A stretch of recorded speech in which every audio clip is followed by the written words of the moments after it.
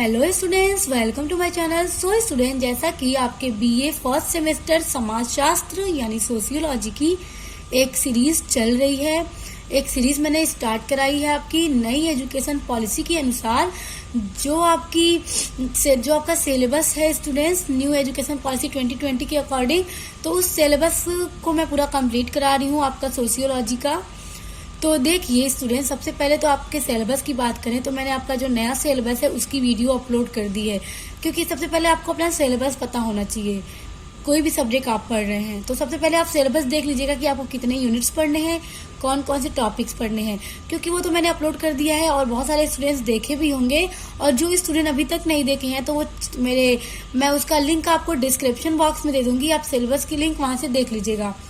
और स्टूडेंट देखिए, तो आपका जो है सिलेबस है उसमें से मैं आपकी यूनिट 6 तक कंप्लीट करा चुकी हूँ। देखिए आज आपका यूनिट 6 का लास्ट वीडियो है, क्योंकि देखिए आपकी यूनिट 1, 2, 3, 4 एंड 5 मैं पूरा कंप्लीट करा चुकी हूँ। एक एक टॉपिक को पूरा बहुत अच्छे से कवर करा लिया है, एक भी टॉपिक आपका छूटा नहीं है।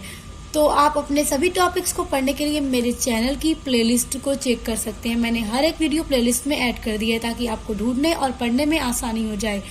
उसके अलावा स्टूडेंट, जो आपका फर्स्ट सेमेस्टर में जो समाजशास्त्र का पेपर है, मॉडल पेपर, उसका वीडियो भी मैंने अपलोड कर दिया है कि आपके एग्जाम में किस तरह से पेपर पूछा जाता है, कितने क्वेश्चंस आते हैं, कितने मार्क्स के होते हैं, कितना ऑप्शंस होता है आपके क्वेश्चन में और किस टाइप के क्वेश्चंस एग्जाम में पूछे जाते हैं। तो उसका भी लिंक मैं आपको डिस्क्रिप्शन बॉक्स में दे दूंगी। और उसके अलावा मैंने आपके इम्पॉर्टेंट क्वेश्चन आंसर की वीडियो भी अपलोड कर दी है एग्जाम के लिए कि किस तरह से आपको अपनी तैयारी करनी चाहिए। तो उसका भी लिंक मैं आपको डिस्क्रिप्शन में दे दूंगी, आप देख लीजिएगा। तो देखिए स्टूडेंट, चलिए आज का वीडियो स्टार्ट करते हैं। आज का वीडियो आपका यूनिट 6 का लास्ट टॉपिक है और आपके यूनिट 6 में जो लास्ट टॉपिक है वो है आकलन और एकीकरण। देखिए आकलन का अर्थ क्या होता है, आकलन की मीनिंग क्या होती है। आकलन का मतलब होता है सूचनाओं को एकत्रित करना। देखिए आकलन का आशय है सूचनाओं को एकत्रित करने की प्रक्रिया, यानी किसी सूचना को एकत्रित करने की, इकट्ठा करने की जो प्रक्रिया है, जो प्रोसेस होता है, वो आकलन कहा जाता है। सरल भाषा में आकलन का अर्थ है पास बैठना एवं अवलोकन करना। देखिए अगर एक सिंपल लैंग्वेज में, एक आसान भाषा में कहा जाए कि आकलन का क्या अर्थ होता है, क्या मीनिंग होती है, तो वो होता है पास बैठना एवं अवलोकन करना।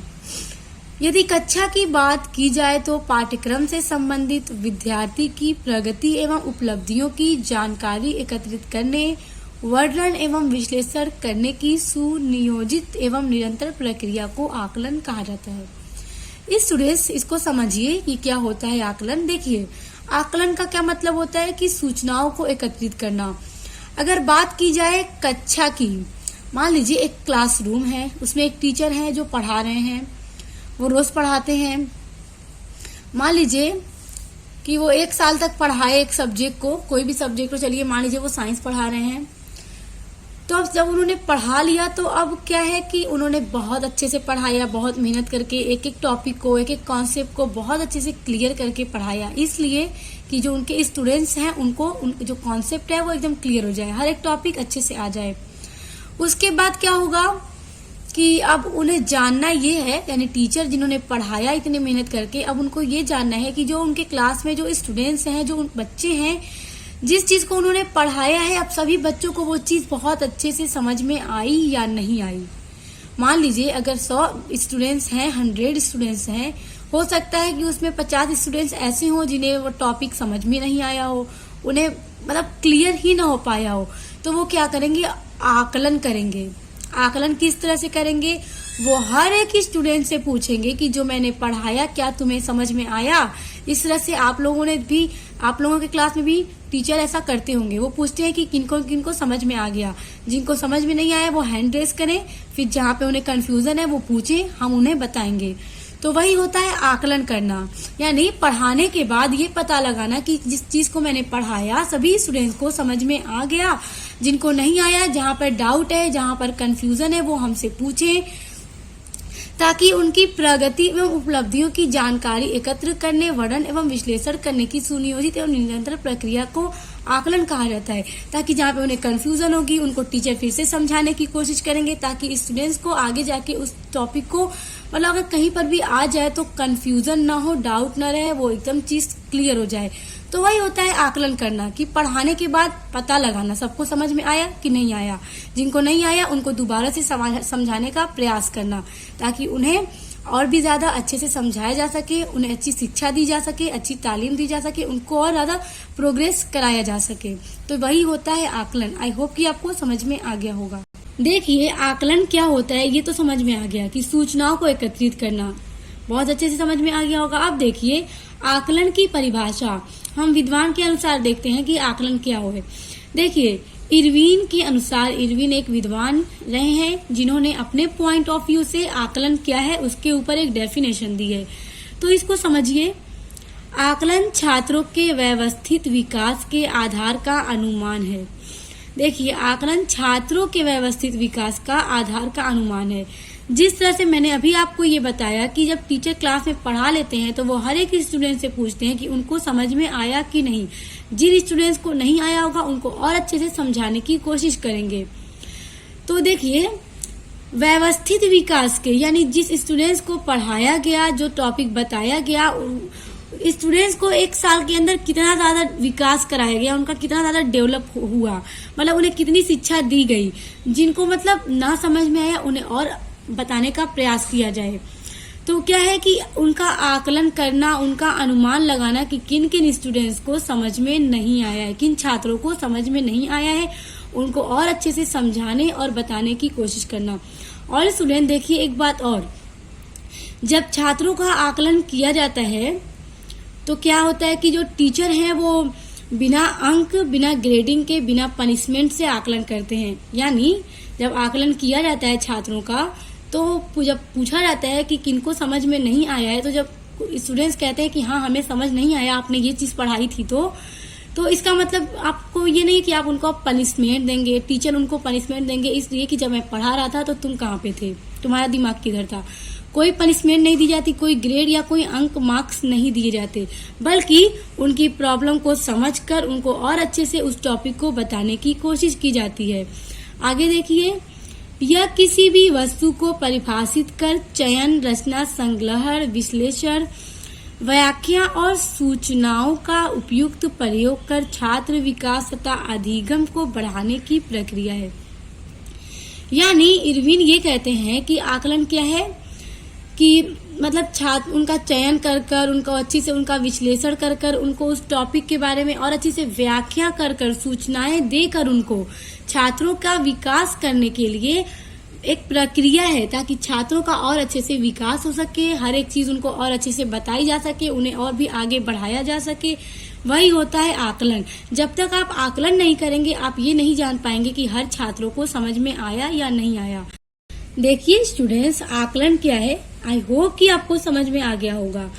देखिए स्टूडेंट, अगर आकलन नहीं किया जाएगा तो हम ये नहीं जान पाएंगे कि जिन छात्रों को हमने पढ़ाया उनमें से कितने छात्र ऐसे हैं जिनको हमारा बताया गया टॉपिक उन्हें समझ में ही नहीं आया है। इसलिए पढ़ाने के बाद आकलन करना बहुत जरूरी है। देखिए, हमने आकलन का अर्थ और परिभाषा देख ली, जो कि आपके लिए बहुत इंपॉर्टेंट है, एग्जाम में इससे क्वेश्चंस आ ही जाते हैं। अब हम देखेंगे आकलन का उद्देश्य, यानी आकलन क्यों किया जाता है, इसके क्या क्या उद्देश्य हैं जिनको मतलब नजर में रखते हुए आकलन करना जरूरी है। तो अब देखिए आकलन के क्या क्या पर्पज हैं, क्या क्या उद्देश्य हैं। देखिए पहला पॉइंट है, आकलन के द्वारा बालकों की प्रगति स्तर का पता लगाया जाता है। यानी बालकों की प्रगति स्तर, प्रगति यानी प्रोग्रेस स्तर को, यानी हमने पढ़ाया, हमने अच्छे से पढ़ाया, बहुत से स्टूडेंट्स ऐसे हैं जिन्हें समझ में नहीं आया होगा। अगर हम उनसे न पूछें कि समझ में आया तो वो कभी मुझसे ये नहीं कह पाएंगे कि हमें मैम समझ में नहीं आया। अगर मैं उनसे पूछूंगी आपको समझ में आया, वो बोलेंगे नहीं, मैं पूछूंगी कहाँ पे नहीं आया, तब वो कहेंगे कि मैम ये वाला टॉपिक आपने बताया हमें समझ में नहीं आया। तो फिर मैं उसको और भी अच्छे से बताने की कोशिश करूंगी ताकि उसे और भी अच्छे से समझ में आ गए। यहाँ पे इसका मतलब ये नहीं है कि मैं आकलन करूंगी और मुझसे स्टूडेंट कहें कि हमें नहीं आया तो मैं उन्हें डांटूंगी, उन्हें मारूंगी। यहाँ पे ऐसा कुछ किया नहीं जाता है, कोई अंक नहीं काटे जाते, कोई अंक नहीं दिए जाते, बल्कि उन्हें और अच्छे से समझाने की कोशिश और प्रयास किया जाता है। तो इसीलिए आकलन के द्वारा बालकों की प्रगति स्तर का पता लगाया जाता है, यानी हमने जो पढ़ाया उससे उतना उनमें कितना ज्यादा डेवलप हुआ, कितनी ज्यादा उनकी प्रोग्रेस हुई, तो इसका पता हम आकलन के द्वारा लगा सकते हैं। देखिए, आकलन का दूसरा बहुत इम्पोर्टेंट उद्देश्य ये है कि बालकों के योग्यता, कुशलता, क्षमता तथा गुण इत्यादि का पता आकलन के द्वारा लगाया जाता है। मोस्ट इम्पोर्टेंट उद्देश्य है। देखिए, आकलन के द्वारा हम बालकों यानी जो छात्र हैं क्लासरूम में, उनकी योग्यता का, उनकी कुशलता का, उनकी क्षमता का तथा उनके गुण आदि का पता लगा सकते हैं। अगर हम आकलन करेंगे तो हम ये बात बहुत अच्छे से पता लगा लेंगे कि जिस चीज को हमने क्लासरूम में इतने दिनों से पढ़ाने की कोशिश की है, समझाने की कोशिश की है, जितनी भी मैंने नॉलेज बच्चों को दी है, शिक्षा दी है, कितने स्टूडेंट्स ऐसे हैं जिन्होंने अच्छे से समझ लिया, जान लिया, और कितने ऐसे हैं जो न जान पाए, न समझ पाए। तो आकलन के द्वारा इन सब का पता लगाया जा सकता है स्टूडेंट्स। उसके बाद उनको और अच्छे से समझाने की कोशिश की जा सकती है। इसलिए हर एक क्षेत्र में आकलन करना बहुत आवश्यक होता है और ये आकलन का बहुत ही इम्पोर्टेंट उद्देश्य है। देखिए, तीसरा उद्देश्य है आकलन का कि शिक्षकों की कुशलता एवं सफलता का पता भी आकलन के द्वारा लगाया जाता है। यानी देखिए, अभी तक क्या था उद्देश्य बहुत इम्पोर्टेंट कि बालकों यानी छात्रों का हम पता लगा सकते हैं कि कितने छात्र हैं जो समझ गए, उनकी योग्यता, उनकी क्षमता, उनके गुण आदि का पता हम आकलन के द्वारा लगा सकते हैं। लेकिन आकलन का एक सबसे बड़ा उद्देश्य ये भी है कि शिक्षकों की, जो शिक्षक हैं, जो टीचर हैं, जो क्लासरूम में पढ़ा रहे हैं, उनकी कुशलता एवं सफलता का पता भी आकलन के द्वारा लगाया जा सकता है। किस तरह लगाया जा सकता है? देखिए, बहुत से टीचर ऐसे हैं जो एक बार पढ़ा देते हैं, दोबारा से ये पूछने की कोशिश नहीं करते हैं कि किनको समझ में आया और किनको नहीं, क्योंकि वो भी होते हैं जो कॉन्सेप्ट क्लियर नहीं कर पाते, और अगर एक बार कर लिया तो उसके बाद बताना नहीं चाहते हैं। उनका ये कहना होता है कि हमने एक बार बता लिया, आप कहाँ थे कि आप समझ ना पाए। तो इससे क्या है कि शिक्षकों की कुशलता एवं सफलता का भी पता लगाया जा सकता है। उसके बाद देखिए, चौथा पॉइंट है आकलन के द्वारा अध्ययन एवं अध्यापन दोनों को प्रभावशाली बनाया जाता है। देखिए, आकलन के द्वारा जब हम आकलन करेंगे, क्लासरूम में स्टूडेंट्स के बारे में उनकी सूचना को एकत्रित करेंगे, कलेक्ट करेंगे, तो हम अध्ययन एवं अध्यापन दोनों को प्रभावशाली बना सकते हैं। सो स्टूडेंट, ये सब कुछ बहुत इंपॉर्टेंट उद्देश्य हैं आकलन के, जिन्हें आप नोट कर लीजिएगा। एग्जाम में पूछे जाते हैं, अगर पूछ दिए जाए तो आपको कोई प्रॉब्लम नहीं हो। और अगर आपको ये चीजें अच्छे से समझ में आ गई होंगी तो आप इन्हें बिना लर्न किए भी आसानी से लिख सकते हैं। एंड उम्मीद करती हूँ कि आपको ये बहुत अच्छे से समझ में आ गया होगा। स्टूडेंट्स, देखिए, अब आपकी नेक्स्ट हेडिंग है आकलन की आवश्यकता। अभी तक हमने आकलन का अर्थ, परिभाषा और आकलन के उद्देश्य को समझाए। अब हम देखेंगे आकलन की आवश्यकता यानी जरूरत क्यों पड़ती है, मतलब आकलन की जरूरत क्यों पड़ती है। अब ये समझिए, क्योंकि ये भी इम्पोर्टेंट पॉइंट है, एग्जाम में पूछा जाता है कि आकलन की आवश्यकता क्यों पड़ती है या आकलन की क्या आवश्यकता है। तो देखिए, पहला पॉइंट है आकलन बच्चे की सीखने की क्षमता का पता लगाने के लिए किया जाता है। देखिए स्टूडेंट, ये पॉइंट आपको बहुत अच्छे से समझ में आ रहा होगा कि स्टूडेंट्स यानी बच्चों के जो छात्र हैं उनके सीखने की क्षमता का पता आकलन के द्वारा हम कर सकते हैं। इसलिए आकलन किया जाता है कि कितने स्टूडेंट्स को अच्छे से समझ आ गया, कितने स्टूडेंट्स ने हमारे बताए गए टॉपिक को, कॉन्सेप्ट को समझ लिया, सीख लिया, और कितने स्टूडेंट ऐसे हैं जिन्होंने नहीं सीखा। उनकी क्षमता का हम पता लगाकर उन्हें दोबारा से समझाने की कोशिश करते हैं। इसलिए आकलन की जरूरत हमें पड़ती है। दूसरा पॉइंट है विभिन्न विषय क्षेत्रों के बारे में सीख सकें व कुशलता प्राप्त कर सकें। यानी कि विभिन्न विषय क्षेत्रों के बारे में, यानी जो अलग अलग सब्जेक्ट्स हैं, क्योंकि एक सब्जेक्ट नहीं होता है स्टूडेंट, बहुत सारे सब्जेक्ट हैं, उनके क्षेत्रों के बारे में सीख सकते हैं, उन्हें सिखाया जाता है, उन्हें कुशलता प्राप्त कर सकते हैं, उन्हें बताया जाता है, उन्हें समझाया जाता है। ये सब आकलन के द्वारा ही हम कर सकते हैं। देखिए, तीसरा बहुत इम्पोर्टेंट पॉइंट है एक स्वस्थ एवं उपयोगी जीवन जी सके। यानी देखिए, पढ़ाया गया क्लासरूम में बच्चों को, उसमें 100 स्टूडेंट्स हैं, 50 ने समझा, 50 ने नहीं समझा। तो अब जिन्होंने नहीं समझा, फिर हमने उनको समझाने की कोशिश नहीं की, हमने आकलन ही नहीं किया। इसलिए हमने ये जाना कि सबको समझ में आ गया, हमने पूछने की कोशिश नहीं की, उन्हें दोबारा से बताने की कोशिश नहीं की। तो अब देखिए उन्हें समझ में भी नहीं आया, तो अब उसका वो उपयोग कैसे कर पाएंगे अपने जीवन में, अपनी लाइफ में वो यूज नहीं कर पाएंगे। इसलिए आकलन की जरूरत पड़ती है, ताकि हम आकलन करें, ये पता लगाएं, ये सूचना एकत्रित करें कि किन्हें समझ नहीं आया। क्योंकि जिस जिस सब्जेक्ट को हमने पढ़ाया, हमें पता लगाना चाहिए, उन्हें समझाना चाहिए, ताकि इस तरह से पढ़ाना चाहिए और इस तरह से पढ़ना चाहिए कि उसका हम अपने लाइफ में कहीं पर यूज कर सकें। वरना पढ़ने का कोई फायदा नहीं है जब आप उसका अपने जीवन में यूज ही नहीं कर पाएंगे। इसलिए आकलन की जरूरत पड़ती है। देखिए चौथा पॉइंट है, जो सीख गया है उसे विभिन्न वातावरण एवं स्थितियों में लागू कर सके। और देखिए जो सीख गया है, यानी जिसे हमने बताया और वो सीख गया, उसे विभिन्न वातावरण में, यानी अलग अलग क्षेत्र में, वातावरण एवं स्थितियों में, अलग अलग क्षेत्रों में, अलग अलग स्थिति में उसे लागू कर सकेंगे।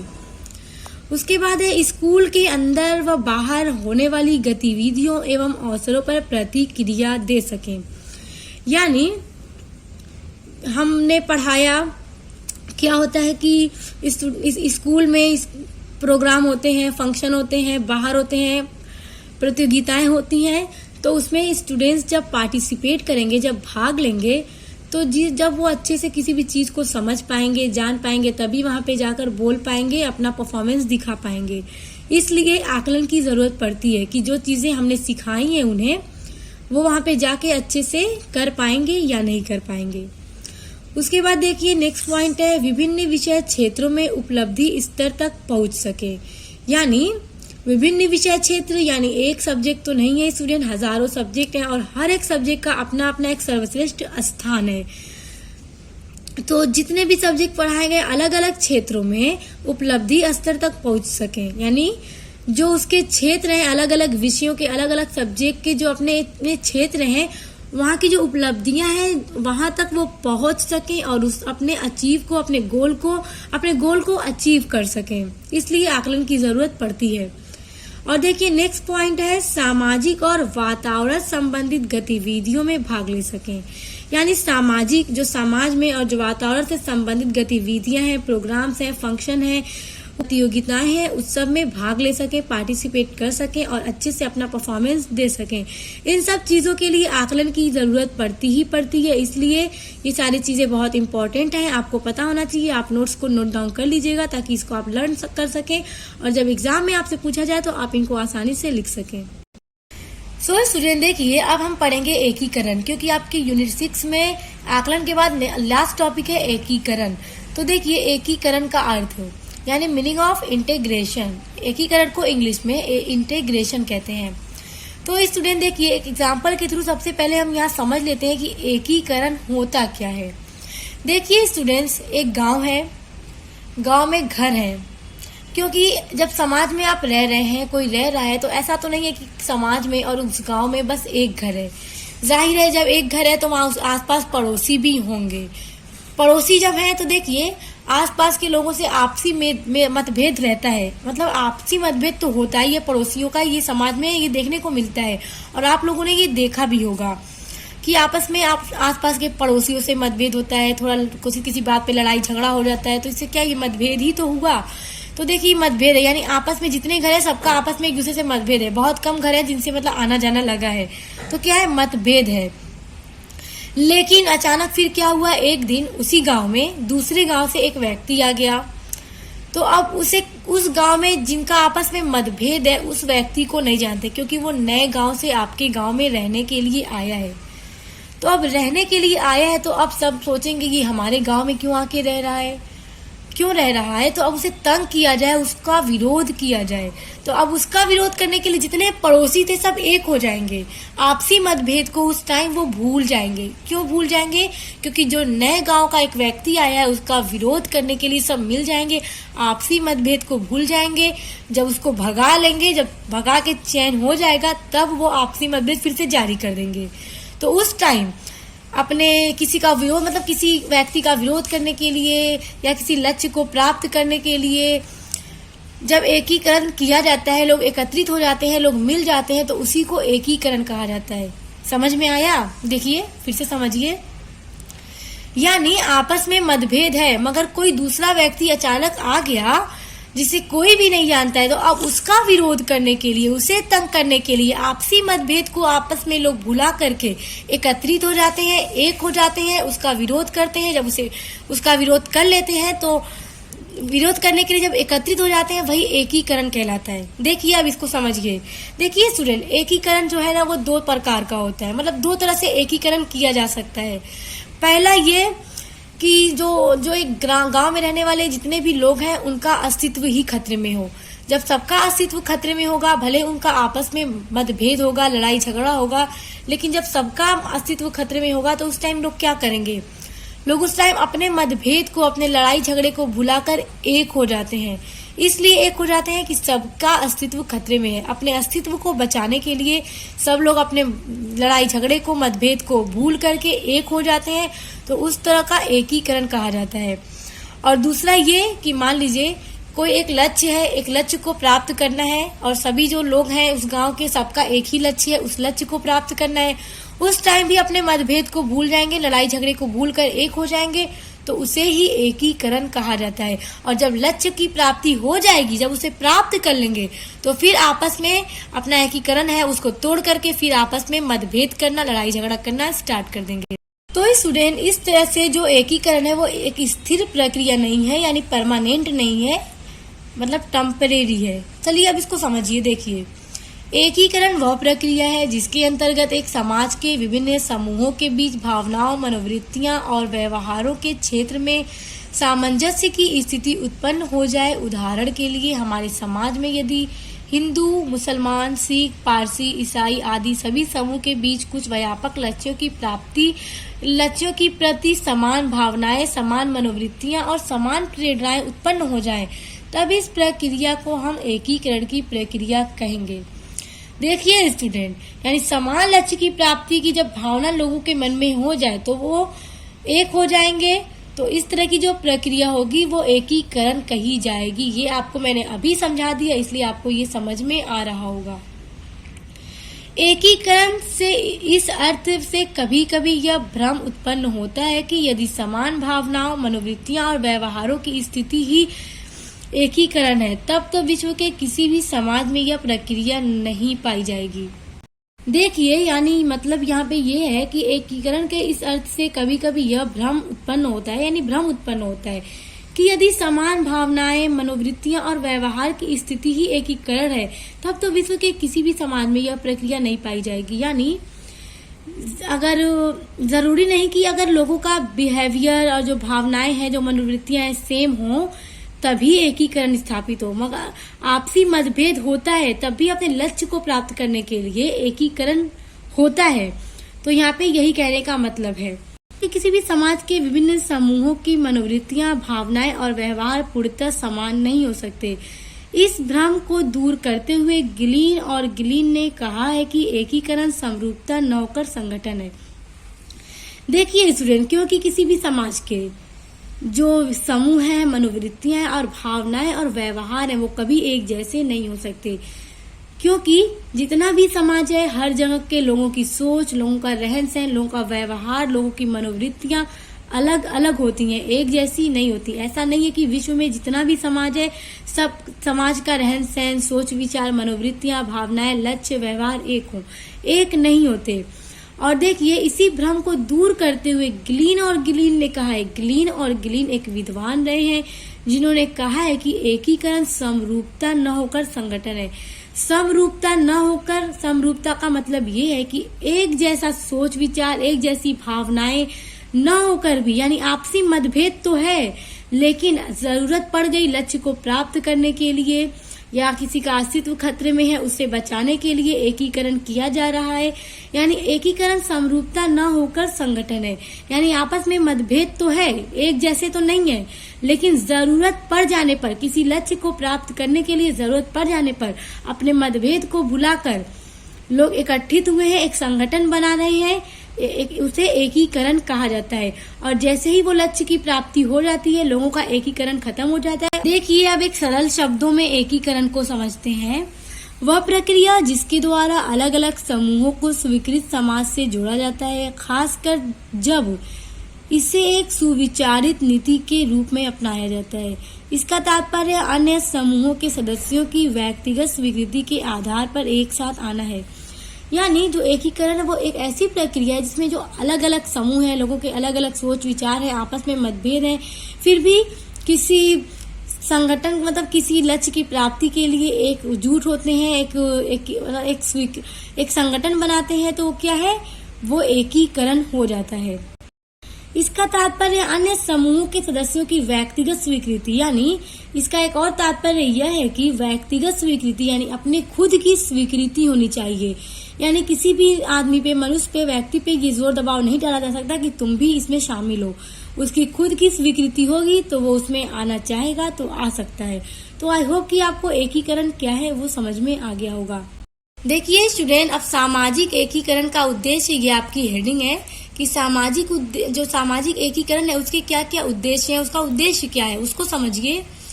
यह सामुदायिक जीवन के सभी क्षेत्रों तक पहुंच प्रदान करता है और अलगाव को समाप्त करता है। यानी जो सामुदायिक जीवन है, समाज का जो जीवन है, उसके सभी क्षेत्रों तक अपनी पहुंच को प्रदान करता है। क्या? एकीकरण। और अलगाव को समाप्त करता है। अलगाव का समाप्त करने का मतलब ये है स्टूडेंट्स कि लोगों में मतभेद है, लेकिन जरूरत पड़ने पे वो लोग एकजुट होते हैं, इकट्ठा होते हैं, अपना एकीकरण करते हैं। तो इससे क्या है, जो अलगाव है लोगों का, उसको खत्म करता है। व्यापक दृष्टि से सामाजिक एकीकरण एक गतिशील और संचालित प्रक्रिया है। यानी एक व्यापक दृष्टि से देखा जाए तो जो सामाजिक एकीकरण है एक गतिशील और संचालित प्रक्रिया है। यानी हमेशा ये चलती रहती है, जिसमें शांतिपूर्ण सामाजिक संबंधों को प्राप्त करने और बनाए रखने के लिए सभी सदस्य संवाद में भाग लेते हैं।